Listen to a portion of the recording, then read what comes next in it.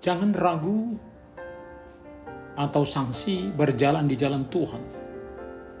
Walau kadang sepertinya jalan yang kita jalan adalah jalan derita.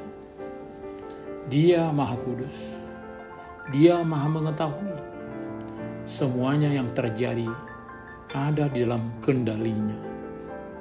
Tetaplah percaya dan sabar dalam kehidupan. Dialah penyelenggara kehidupan yang masih terus bekerja sampai hari ini. Selamat hari Minggu ke-16 setelah Trinitatis, Bapak, Ibu, Saudara-saudara, anak-anak kami yang terkasih. Mari kita bersuka cita dengar-dengaran akan firman Tuhan yang selalu menyegarkan kehidupan kita. Immanuel. Kita berdoa. Damai sejahtera Allah yang melampaui segala akal akan memelihara hati dan pikiranmu dalam Kristus Yesus. Amin. Firman Tuhan bagi kita tertulis dalam Habakuk 1 ayat 12-17. Bukankah engkau ada sejak dulu Tuhan Allahku yang Maha Kudus? Kami tidak akan mati. Ya Tuhan, mereka telah kau tetapkan untuk menghukum. Ya gunung batu, telah kau tentukan mereka untuk menghajar. Matamu terlalu suci untuk melihat kejahatan, dan engkau tidak tahan memandang kelaliman. Mengapa engkau memandangi saja orang-orang yang berbuat khianat itu, dan berdiam diri ketika orang fasik menelan orang yang lebih benar daripadanya? Mengapa manusia itu kau buat seperti ikan di laut, seperti binatang-binatang melata yang tidak ada pemerintahnya? Semuanya ditarik bangsa itu ke atas dengan kail, ditangkap dengan pukatnya, dan dikumpulkan dengan jala. Itulah sebabnya ia bersukaria dan bersorak-sorai. Itulah sebabnya dipersembahkannya kurban kepada pukatnya, dan dibakarnya kurban kepada jalanya. Sebab dengan alat-alat itu pendapatannya melimpah dan rezekinya berlimpah ruah. Itulah sebabnya ia selalu menghunus pedang dan membunuh bangsa-bangsa tanpa belas kasihan. Di dalam kebingungan manusia akan berbagai kejadian yang ada di sekitar mereka, selalu di tengah pergumulannya, di dalam hati bertanya-tanya kepada Tuhan, bagaimanakah realitas ini? Demikian juga sang nabi yang bertanya kepada Tuhan, mengapa umatnya yang berdosa menerima hukuman dari bangsa yang lebih bejat dari mereka? Terutama karena dia tahu Tuhan adalah Maha Kudus dan Maha Tahu. Sebab dia sudah ada sejak dulu. Tuhan, Allah yang Maha Kudus.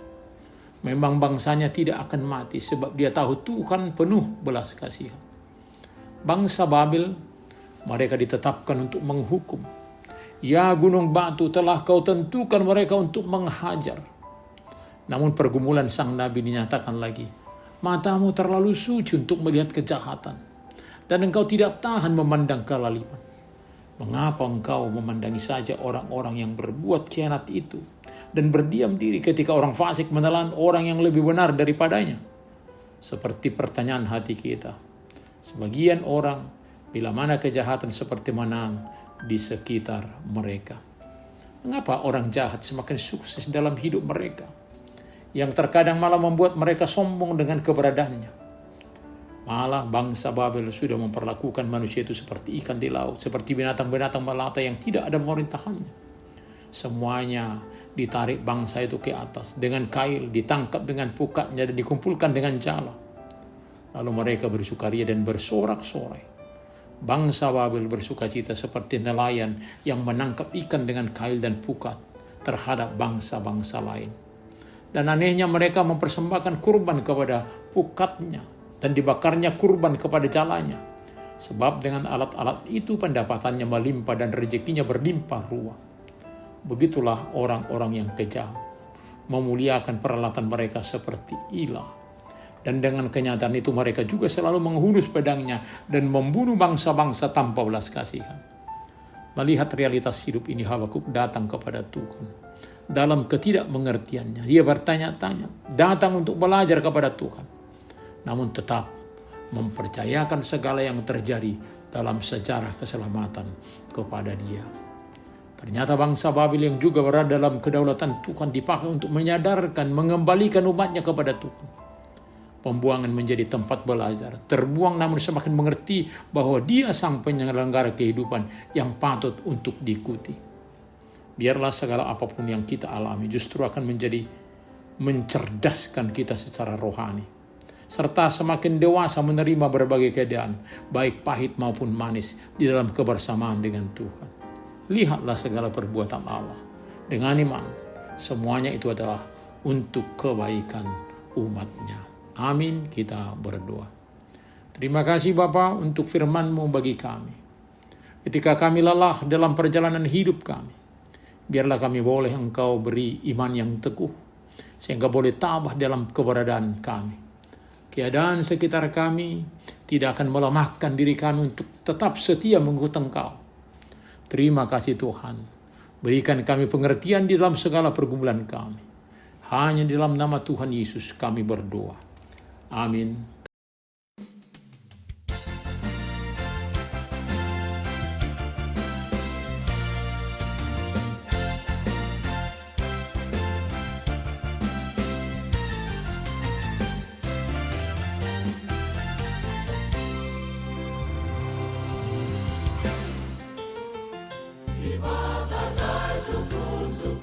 Rohaku saya lulu, ini dia